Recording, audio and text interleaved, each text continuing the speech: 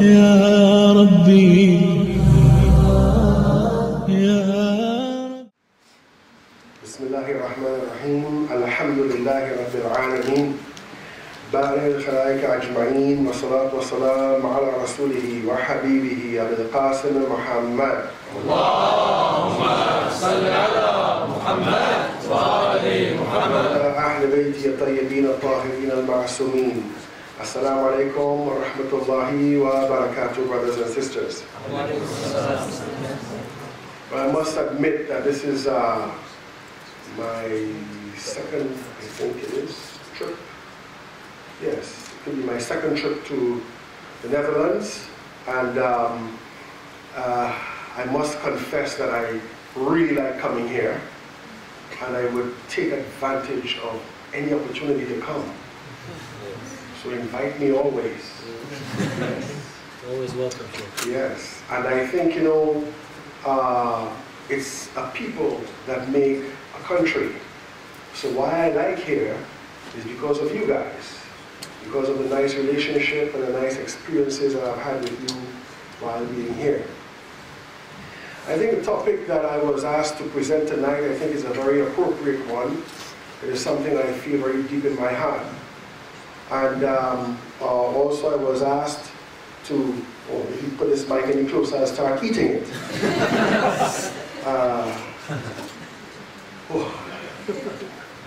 Yeah, the salt. Yeah, it's something close to my heart. And I was also asked to talk a little bit about my own personal experience in Islam. I think they're both related. So I think it's quite an appropriate subject. You find that in Western societies, Islam is spreading quite rapidly, and to know why it's spreading gives us an idea of what we mean by community and what we look to, we look forward to and expect from community. Allah says in the Holy Quran about this idea of the model community. He says, Bismillahir Rahmanir Rahim. كنتم خير أمة أخرجت للناس تأمرون بالمعروف وتنهون عن المنكر وتؤمنون بالله. Allah says, you are the best ummah. Now, there are all kinds of different ways of translating ummah, but basically ummah is a religious community. Okay? Basically, in this context, a religious community. But there are many types of ummahs. There are all kinds of ummah. Animals are an ummah, and so forth. Allah says that you are the best community brought forth for mankind. So you are for mankind. This community is for the benefit of mankind. You enjoy what is right. Tells you why you are the best for mankind. Okay? You enjoin what is right and you forbid what is wrong, and you believe in Allah. Okay? So what makes us the best community is not a label. It's not calling yourself a Muslim, calling yourself a Shia Muslim, or calling yourself a Sunni Muslim, and just walking around thinking that this label is like, Pierre Cardin or something like that. You just have that label on you and it makes you the best quality. No. What makes you the best community for mankind is that to mankind, which includes Muslims and non-Muslims, and especially non-Muslims, what do? You enjoy what is right. You enjoy what is right. In other words, you support people. You encourage people to do what is right. Okay? And those people who are doing wrong, you encourage them to stop doing wrong and do what is right. You enjoy what is right, and you forbid what is wrong. Okay? Not what is Islamically right or Islamically wrong. What is right and what is wrong. You enjoy what is right and forbid what is wrong, and you believe in Allah. Now that's very important, because you have many societies, and our experience in the West is something like this, where they have some right things. I was just talking to my host here, Brother Wyatt, about the role or the role of nationality or nationalization or naturalization, I think is a better word, in Muslim countries. You know, and that, you know, for example, you can leave, let's say, Holland, and you can go to Iran or to Kuwait or to Qatar or to Dubai or someplace like that and live. And you can live there for 29 years, 30 years, but it'll never make you a citizen. Okay? When you come to Holland, you go to England and so forth, after 5 years, you're a citizen. You know, and your child could be a prime minister or something like that. Okay? Now here's a case where they don't believe in Allah, but they're doing something right. Okay? In this situation, they're doing something right. They don't believe in Allah. The best community for mankind are those who do right, who enjoy what is right, forbid what is wrong, and also believe in Allah. And this belief in Allah is one which carries with it barakah. It carries with it barakah, or divine blessings. Because when you enjoy the right and you forbid the wrong, you're doing this as an act of worship. You're doing this as an act of worship. You're doing this as an act to please Allah. There have been many, many people who have been revolutionaries, who did not believe in God, who did not have religion. Che Guevara, Fidel Castro, people like that. And I love Che Guevara, tell you the truth. Okay? But they didn't do these things. They didn't act revolutionarily. They didn't change society in order to please Allah. They changed society in order to make life better for human beings. They changed society because they hated injustice. They changed society for this reason or that reason. But they did not change society in order to please Allah. And in changing society to please Allah, what happens is that society is open at that point to getting divine help from God, divine assistance from Allah subhanahu wa ta'ala. A good example of this is Iran. You know, right after the Islamic Revolution, right on the heels of the Islamic Revolution, you had a worldwide hostility towards the establishment of that particular state. And when I say worldwide, I'm speaking in Western terms. You know, when they say the world, they don't mean Mongolia and Trinidad and small countries like that. You know, they mean America, West Germany, you know, France, Britain, that type of thing. And you had, and it's still going on, actually, a combined attempt to destroy this positive example for the Muslim world. What kept it alive? What kept it in a situation where it could survive for over 30 years of incessant war and boycotts and so forth? Is that belief in Allah. Is that fact that the barakah comes down upon you, that protects you from disintegration. Now, I don't say that that society is a perfect society. I lived there for a long time, and it's far from perfect. You know, but there is a near involved with this. You know, that you really want to come close to Allah, and you are prepared to change your society to conform to that. But this type of activity is not something that is restricted to a majority Muslim country. And I think a lot of us, especially Shias in this society, I think we are too much caught up in the minority syndrome, the minority disease, where you think that your numbers are so small that you are not worth anything, and you cannot make a difference. Well, I'll tell you something, guys. Look at me. I'm a professional minority. I'm black and I'm Shia. How minority can you get? I remember one African American brother was telling me how he became a Shia, and he said, you know, he was a Sunni, and somebody came up to him and started to talk to him about Shia, and he's like, my God, I'm black already, I'm a minority in America. I know you want to make me a minority in Islam too. You know, you know, putting all the jokes aside, what makes a minority powerful, right? It's attitude. It's attitude, all right? Knowing that you have something of your self-worth, knowing that you have something to be proud about, right? And not willing to give that up for anybody. You know, so you might have, for example, let's say hijab. You got one sister wearing hijab because she's wearing hijab to please her dad, or, you know, she's afraid of God, right? Which is the lowest level of iman. Huh? Being afraid of God, that God will punish you, is one of the lowest levels of iman. Okay? It's the iman of the slave. The slave does things because they are afraid of being punished. You will go to heaven for that. But that's the lowest level of iman. You know the hadith by Imam Ali alayhi salam, where he said, some people worship Allah because of fear of hellfire. This is the worship of the slave. Some people worship Allah for the desire for paradise. This is the worship of the businessman. You know, Allah, I do this for you, you do this for me. Right? I put in my 5 prayers a day, you give me paradise. How about that? Good trade? It's a businessman.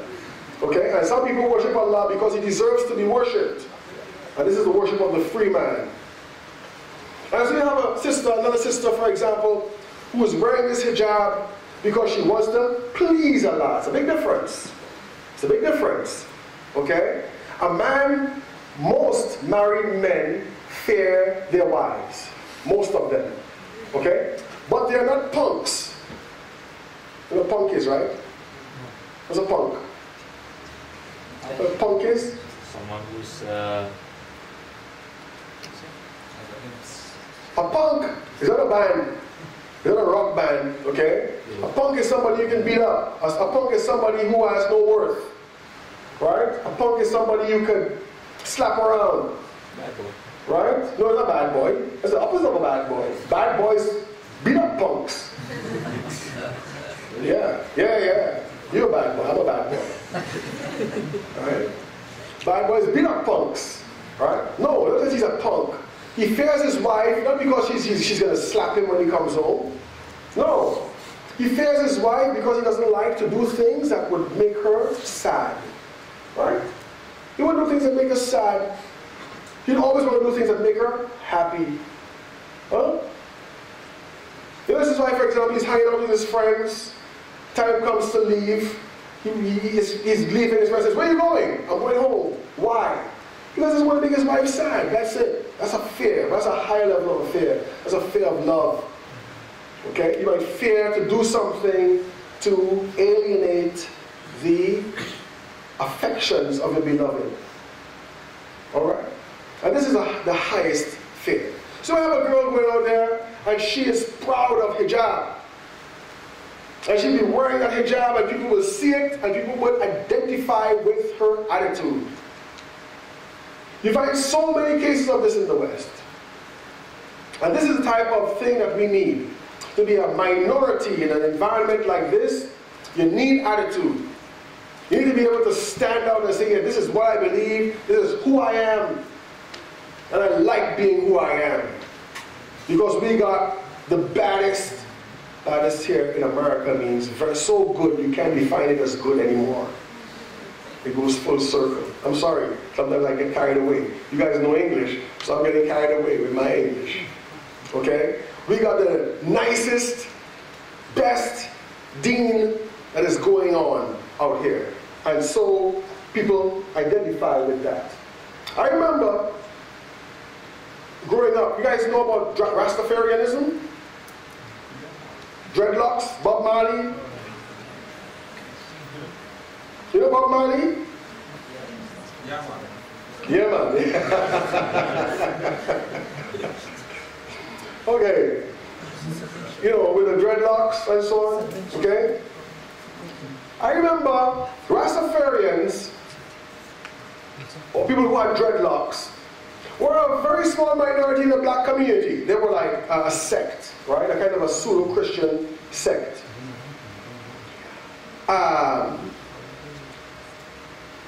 They were always looked down upon, but they didn't care. They did not care, okay? They thought that what they had was the best thing since sliced bread. And they showed it. Now, I would say maybe, 40 years later, I see white people with dreadlocks and wearing Rastafarian colors and listening to reggae music. White blonde people growing their locks, right? Why? It is because these Rastafarians had attitude. Okay? They had attitude. You, me, us Shias, we need to have attitude. I think it's attitude that helped bring me into Islam. Because when I became a Muslim in around 1982, you know, sometimes some Iranians call people like me Taze Musulman Shode. Taze Musulman Shode. I tell them I'm not Taze. I'm not new. So how old are you? I'm older than you. Who's Taze? You, not me. Anyway, Taze means new, recent. We find in America, for example, the development of Islam in the African American community that started around the turn of the century, about the beginning of the 20th century. Before that, we had African American slaves who were Muslim. And these guys were difficult to deal with because they always wanted to revolt. Always wanted to revolt. Thank you very much. Yeah. Salawat. They always wanted to revolt. So we had, for example, in Haiti, the first African rebellion or revolution against the French, which resulted in the liberation of the island, which was a big thing because France at that time was a superpower. France was under Napoleon at the time, and these slaves destroyed Napoleon's army in Haiti. Okay? And this is why Haiti is suffering today. Because the white world will not let Haiti live. They wouldn't let Haiti breathe. Because they'll make a too good an example for the rest of the Caribbean and Latin America. The same thing they do with Iran. They would not let it breathe. Okay? Well, the Haitian Revolution was initiated by Muslims, Muslim slaves. Very few people know that. You found, like, for example, in Brazil, there's a place called Bahia. In Bahia province, they had a revolution there, and they formed, these Muslim slaves formed the first Khilafat in the Americas, in a place called Palmares. Yeah? Have you heard of, what's that Brazilian martial art? Capoeira. Capoeira. You know the capoeira, okay? Capoeira is one of those arts that these slaves used to practice. And they formed an Islamic State in South America. It didn't last very long. It was destroyed through, but they did succeed in this. So Muslims had a very, very important role to play in the struggle for freedom and justice in America, long before we knew America the way it is today. By the beginning of the 20th century, most of it was forgotten. Most of these Muslims were absorbed in the wider Christian community. Excuse me. And we find a new type of Islam starting to develop. People trying to look for Islam, which by the time of Malcolm X and Hajj Malik al-Shabazz, Islam became orthodox and became an important player on the social and political scene in the United States of America. To the extent that Muslims will stand up for justice in different parts of the United States, in the ghettos of New York, in the ghettos of Chicago, and so on. Do you know what a ghetto is? You know what a ghetto is? G-H-E-T-T-O? Huh? You don't? Right? A ghetto is a place where a particular ethnic group cannot leave that environment, cannot leave that part of the city in which they live. What do you find, like, for example, you've heard of Harlem, right? Comes from here, comes from this, it's a Dutch word, isn't it? Okay, Harlem, the United States, Harlem. Harlem is Dutch, okay? What happened was, Dutch people came into New York, they lived in a particular part of the city of New York, and it was called Harlem.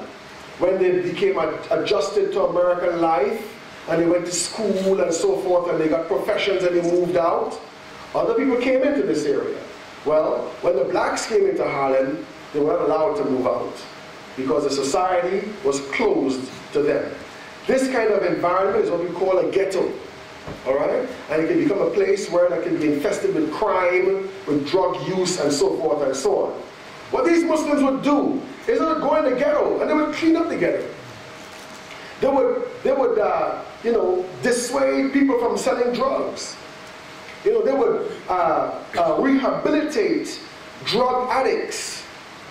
They would stand up against police brutality, not just against Muslims, but against also non-Muslims. And they got the respect of the community for that.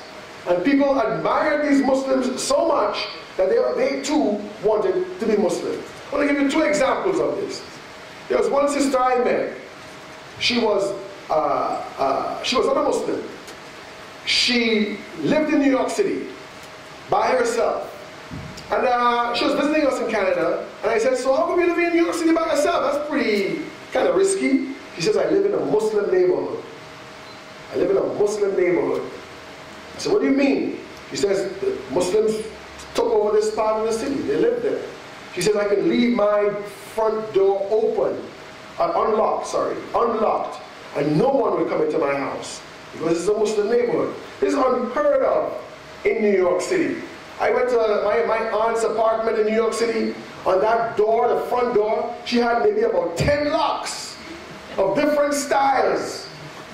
I swear to you, it was tougher to get out of her apartment than getting out of jail. It was so much. And she said, you know, a thief could come into this apartment through that window, but they can't leave with anything because the window is too small. And they don't know how to open this door. Okay, this is how New York is. But this girl said that she could leave her house with the door unlocked and nobody could come in. Okay? This is a Muslim neighborhood. Another example. Somebody told me this about, what, 2 years or 3 years ago. Some Iraqi brothers were driving around in New York City. They got lost. Let me tell you something. Getting lost in New York City. You ever heard of lost in New York? It can be quite harrowing. Okay? Quite scary. They got lost in New York. And they ended up in a really, really rough part of town. So this guy told his friends, he said, well, look, let me come out of my car. There's some guys sitting there. Let me come out of the car and ask them directions. And it's all like these really angry looking black dudes. You know, they're sitting there, you know, watching these strangers come into their territory. So he gets up, his friend says, no, keep the windows up and the doors locked. He said, I gotta ask the question, otherwise we wouldn't find our way. So he got out of the car and he looked at these guys and said to them, Salam alaikum. Now, Salam alaikum, I don't know if it still is in parts of the States like this, I think so. Salam alaikum is a greeting that is used by Muslims and non-Muslims, African Americans, in certain parts of the United States, as a greeting of solidarity, a greeting of community love, a greeting of, all things positive. This is what salam alaikum is. He said salam alaikum. He said the whole bunch of guys just opened up and they saw a guy sitting in the middle. And he said to them, if you didn't say salam alaikum, you might not have left here alive. That's the kind of respect they have for Muslims. We're talking about Muslims actually being sincere to this particular verse of the Holy Quran, where you're enjoying that which is right, you act upon that which is right. You don't just tell people what is right. Sometimes that's all you can do, but you also act upon that which is right, and you forbid that which is wrong. These guys would stand near to a drug pusher and keep talking to him. Why are you doing this? Why are you destroying a community? Somebody would walk up to that drug dealer to buy a hit of something, and they would tell that person, stop doing this. You're just destroying yourself and your family and so forth. They were being active in enjoining what is right and forbidding what is wrong. And because of this, Muslims were respected. When 9/11 happened, there was no attacks upon Muslims in those areas. But there were attacks upon Muslims uptown. There were attacks upon Muslims who decided to live in the richer part of town, and not do the enjoining of right and forbidding of wrong in their neighborhood. People would come and throw stones at them. And this occurred at a time where the demographics of Islamic activity started to change. Because until the 1970s, the early 70s, let's say 1977, up to 1977, okay, bordering on 1980, the last word on Islam was that of Muslim converts, people who became Muslim, people who were both Muslim and American. That was the last word. And they felt an obligation to their environment, the American environment, because that's where they were from. By the mid-70s, what you found all over the Western world is a large influx of immigration from Muslims from the Muslim part of the world. They came with a different agenda. I'm telling you, brothers and sisters, your parents came with a different agenda. Okay? They came with an agenda running from oppression, for a better life. They came with an agenda to find a better job. They came with an agenda to find a better education. But it did not come with the agenda to enjoy what is right and forbid what is wrong. They did not come with that intention in mind. They did not come with the intention in mind to be a citizen of those countries, even though they ended up living here for 20 years or 30 years or 40 years. They did not come with this intention. And so their commitment to their environment, to changing their environment, was not there. They were committed to changing their environment in their home countries, but not in the countries that they adopted as their home. At the same time, they came with the claim that we have the Islam. We have the original Islam. I'm from Najaf. I'm from Medina. I'm from this and I'm from that. Let me tell you, you convert about Islam.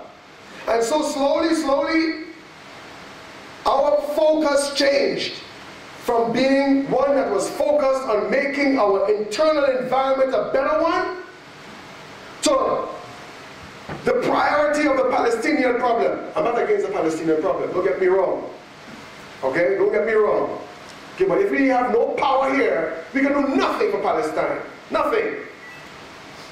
It's starting to change.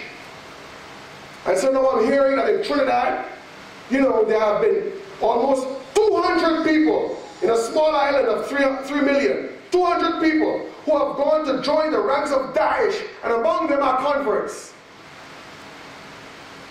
When you have somebody who walks into Times Square in the United States and wants to put an SUV loaded with bombs to explode, to terrorize people, as a person who feels alienation from their environment.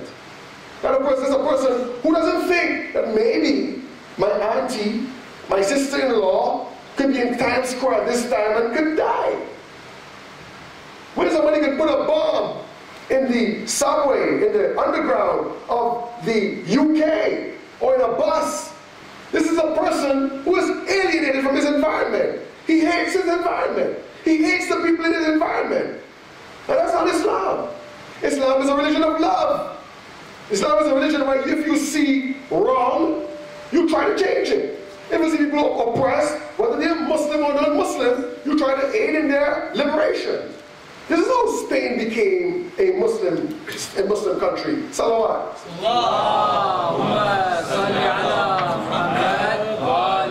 I'm just getting over a cold here, so you have to pardon me. This is how Spain became a Muslim country. The people of Spain were being oppressed by the Visigoths. When the Muslims landed in Spain, they landed in Spain partly because of a request by the people for liberation from these people, which led to a history of glory for 700 years in Spain. Spain has never had such a glorious history. This is what Muslims are all about. So they changed the agenda. They changed the agenda completely.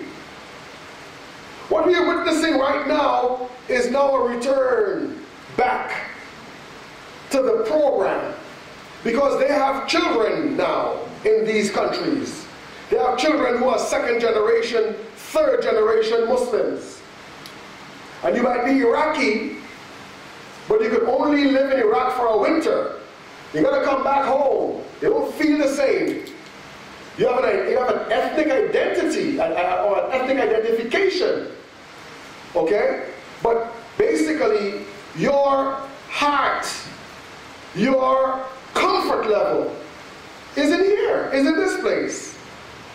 And so you have phenomena like this group where, you're now talking about having programs in Dutch, about writing books in Dutch, about having Muharram commemorations in Dutch. It's the same process that I saw with Muslims in Norway. It's the same process that has taken place in London and places like that. What are you saying? This is what you're saying. This is what you're saying. You're saying that I envision an Islam that is Dutch, just as much as there's an Islam that is Iranian, or Islam that is Iraqi, or Islam that is Pakistani. Okay? I envision an Islam that is Dutch. An Islam that we are more comfortable with. An Islam that talks about our issues. An Islam that talks about our concerns. An Islam that analyzes our environment from our perspective. This is what you're talking about. We're coming again full circle. And in completing that circle, what you do is you end up enjoining what is right and forbidding what is wrong in your environment, whether it is in university, whether it's in your neighborhood, whether it's in the grocery store, whether it's in prison, wherever you might be, you end up enjoining what is right and forbidding what is wrong. Some people criticize, I would put it, cultural Islam. Cultural Islam is only a problem when you try to bring Islam to another culture. That's when it becomes a problem. But cultural Islam is something natural, because Islam is very much like, pure Islam is very much like distilled water. You can't drink distilled water, it makes you sick. It has to be mixed with the temperament, the psychological headspace. You know what you mean of headspace? You know what headspace means, huh? Guys, look, anytime I say something that you don't understand, put your hand up. I don't mind. All right? I prefer you understanding what I'm saying than just being polite going, A headspace is how you think. In the space of your head, it's how you think. All right? It has to be compatible with that headspace, that psychological profile, that communal psychological profile that those people have.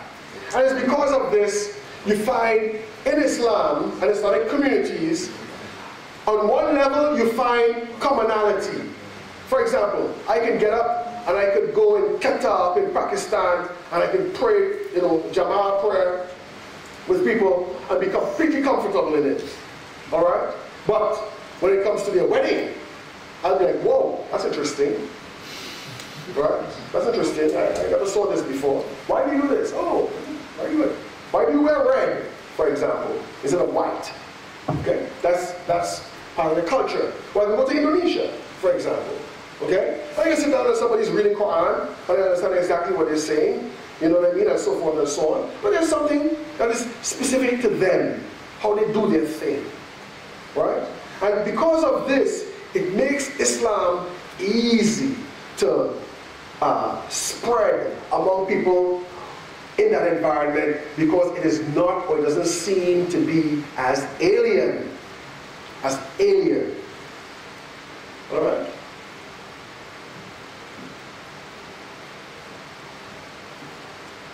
What we have in the Western world today is a very concerted attempt to make Islam alien. And unfortunately, this is aided by groups like Daesh in particular, or Salafism in general.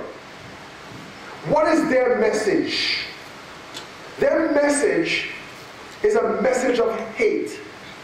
If you are not one of us, then your blood is halal. That's what they think. This is why they are prepared to act as a fifth column. A fifth column is a group of people in a country at war with another country who supports the enemy. That's a fifth column. All right? So when the Americans were fighting the Japanese during World War II, they looked at Japanese Americans as a fifth column. They thought the Japanese Americans will somehow aid the Japanese side in the United States, so they put them in concentration camps. It's the same thing that it did to a certain extent with Germans in America and Canada. All right? They had them under observation because they were afraid that they might be a fifth column for the Nazis in Germany. Today, they see and they promote the idea or the fear that Muslims in these countries act as a fifth column for Daesh. And so now in Canada they came up with a new rule that said, that puts me in a kind of a trouble, because I have to be really careful what I say, that says if a Muslim or if anybody leaves the country and says something or involves themselves in anything that the government thinks is dangerous for Canada, then they have the right to take away your citizenship. Okay? They're trying to make us like a fifth column. And the only way we'll stop being suspect for that is to be a good citizen. Is to be a good citizen. And how you be a good citizen is it's on the ground level. It's on your relationship with non-Muslims. Your relationship with non-Muslims should be one of love, should be one of tolerance, should be one of standing up for them when they need help, when they need support. Right? Standing up for them. So that when people start talking to them about Muslims and this and Muslims and that, they'll look at you and say, I don't know what you were saying, but I know that the best friends or the best people who have done anything for me are Muslims. That's how you do it. You don't do it by spreading books on Tawheed. It's good, not bad. You don't do it by spreading books on Tawheed. You don't do this by coming up with ingenious apps and so on. I'm not saying these things are not good. Alright? They have their role. But the most important thing is you. It's you. Alright? Who are you sitting next to in your class? Who are you working with on your job? Who's your next door neighbor? This Christmas was my idea. My wife and my daughters decided they were going to go and give chocolates to everybody in our neighborhood. We live in a little close, a little dead end, closed street. Everybody in the neighborhood to wish them a happy Christmas. That's all. Go to the house, give a chocolate back. Happy Christmas. And here my daughters wearing a hijab, knocking the door. Hi. Oh, happy Christmas. Have a chocolate. Just that. The next day I'm going to work. Everybody's looking at me smiling. Hi, how are you doing? Smiling. Because of mom and dad. Something simple like that. Ramadan is coming. Ramadan is coming. How many of you are prepared to invite your neighbor to an iftar? How many? Okay? I think most of us are afraid, and this is what I call foreign Islam. It's an Islam based in Lahore. You're afraid. Why are you afraid? Because if that guest decides, can I use the toilet? Oh my God. What are they going to do inside there now? I got to wash the whole place down because a Najas kafir used my toilet. You know something? I'm not inviting them to no iftar. Let me tell you something. But I can't deal with washing down my whole toilet. That's what you think. That's what we think.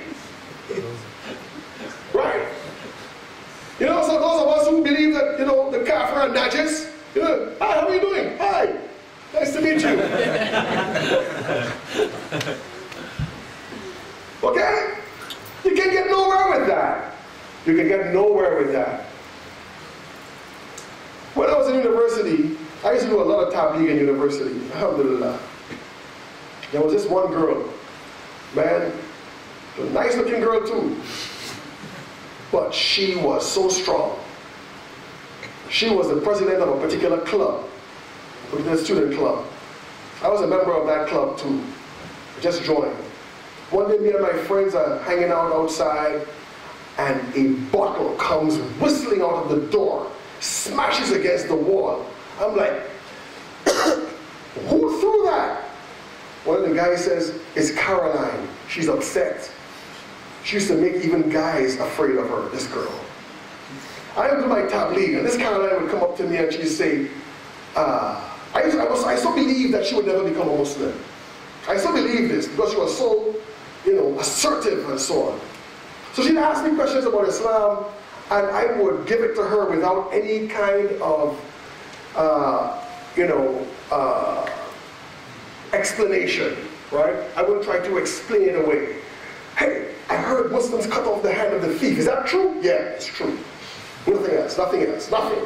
Could a Muslim man have 4 wives? Yes, he can. Finish. I didn't care. Okay? I did not care because I knew she was not going to become a Muslim.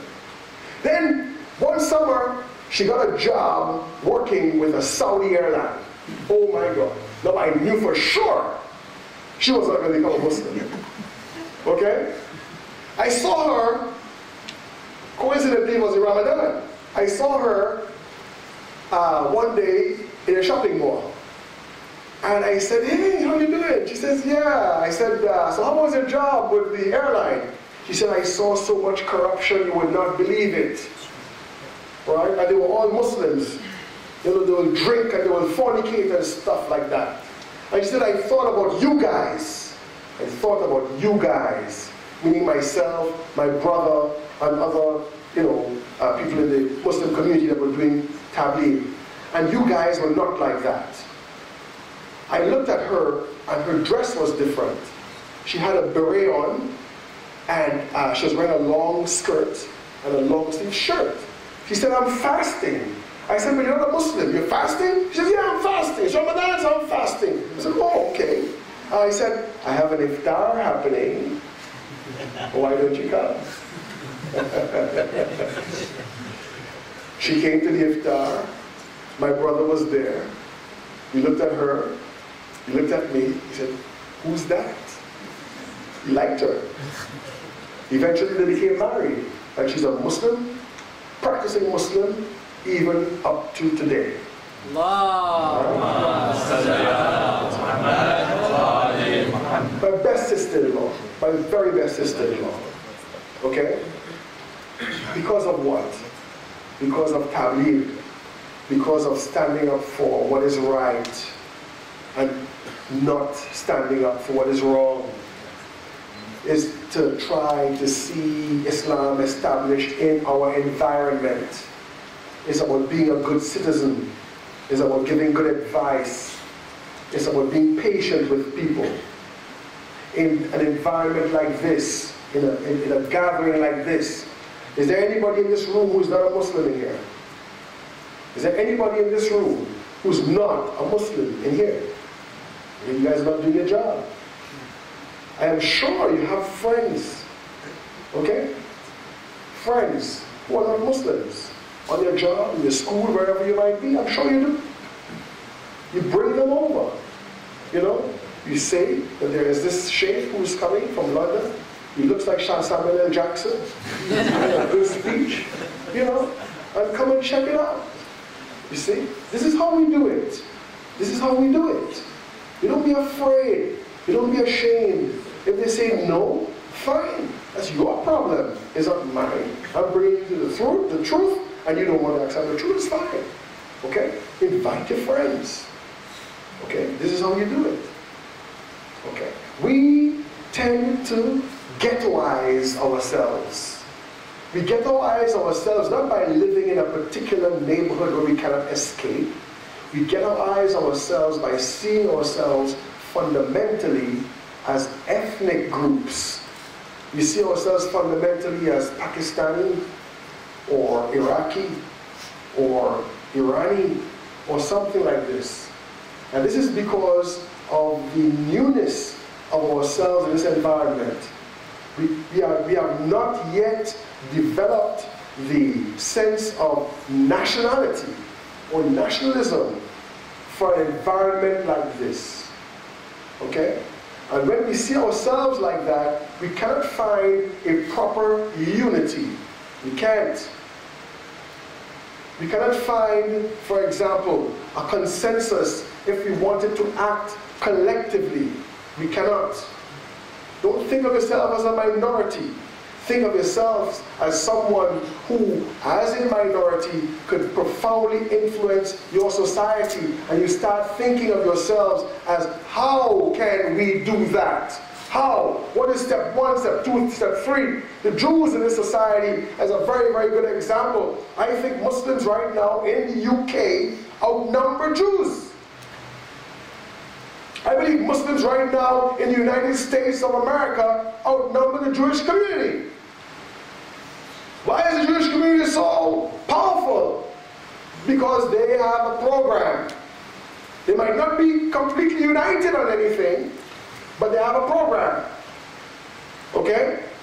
They know, for example, that they might be discriminated against in the job market, so they make sure that they're the ones who own the jobs. Our sisters, for example, in hijab might have a high level of unemployment because Islamophobic employers would not want to hire them. What do? You get into business. Why? To empower your sisters. This is what you do. You know, in the 80s, when I used to go to New York City, brothers used to be the guardians of the sisters. You have a sister walking the street. She doesn't know you are on the street, but you're watching out for her. Nobody could come up and attack your sister because you will defend her. This is how we used to roll. Today we don't roll like that. Today we don't roll like that. We don't behave like that. It reached a point where women, non-Muslim women, who wanted to be safe in an area would dress in an Islamic way. Non-Muslim men, if they wanted to enter into a rough part of town, where, for example, it is known that you could enter standing, but you leave lying down. It was known that if you dress like a Muslim, you would be safe. They used to call it their passport, putting on Islamic attire. We too need some distinctive attire. I don't mean wearing that dash 3-6 inches above your ankle, with your beard all scraggly and looking all wild. I don't believe that, no. But looking sharp, looking well put together, you know, being identified as one of the Shia of Imam Ali alayhi salam. Yes, right? This is what we need to do, to show ourselves in a good way. What we find in this society is that young people, teenagers, are not guided properly. Their biggest parent was the television set. Now it's the internet. And so you find teenagers forming gangs. What is a gang? A gang is a negative manifestation of a positive need. A gang is the negative manifestation of a positive need.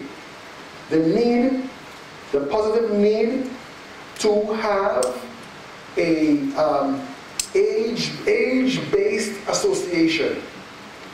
Age-based association. In traditional environments, teenagers got together, young adults got together, older people got together. You find that the teenagers getting together should be getting together for a positive thing, not a negative thing. The word futuwa, from the word fata, is a good example of the spirit behind young people getting together for a good thing. Because futuwa is translated as Islamic chivalry. It means, what is chivalry? Chivalry means nothing more than standing up for the oppressed. That's what chivalry is. And standing up against oppression. The Holy Prophet sallallahu alaihi wasallam, when he was a young man, formed such a group, was a member of such a group in Mecca before his bi'tha, where they got together and decided to be able to help those people who did not have tribal protection, who were being oppressed in Mecca. And he said this is one of the things that he was most proud about. Young people can do this. You can do this together as a Shia organization or a Shia group, or you could do it relating with other people. You can work with other people for the common good.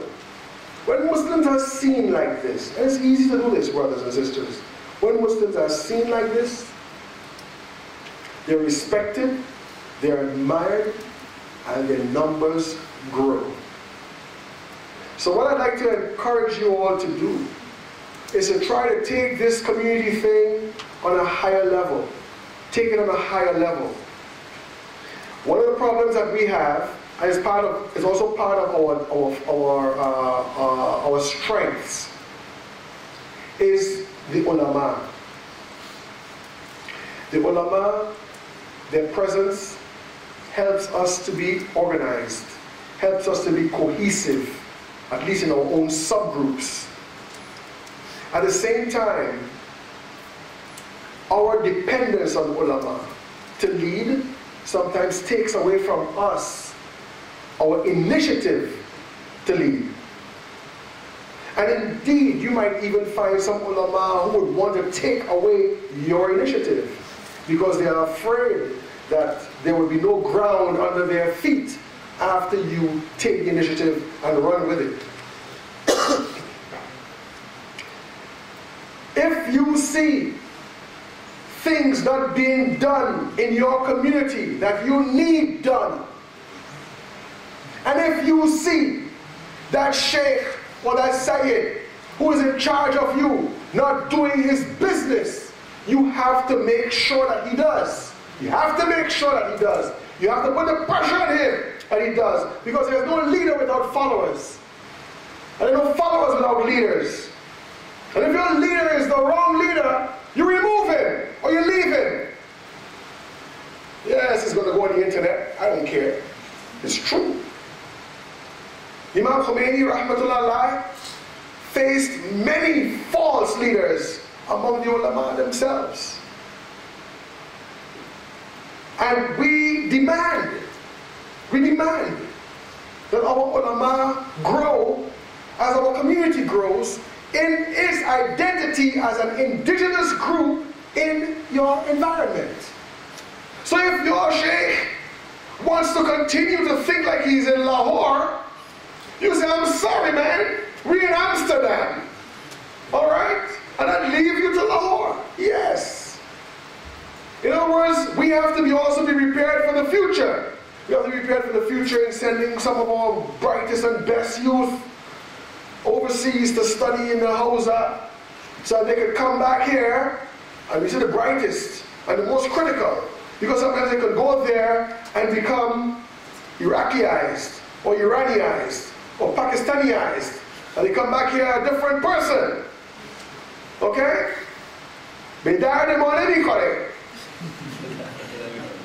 Alright? Make sure that they're grounded in their environment. Make sure that they can speak your language. I don't mean speak your language like knowing Dutch. Being able to feel what you feel. Want those things that you yearn for. To be able to present an analysis to you and an understanding of your environment that empowers you to be able to change it. Once you have the initiative, once you're prepared to be brave and to enjoy the right and forbid the wrong, I tell you, you will deserve and will get somebody like that to lead you.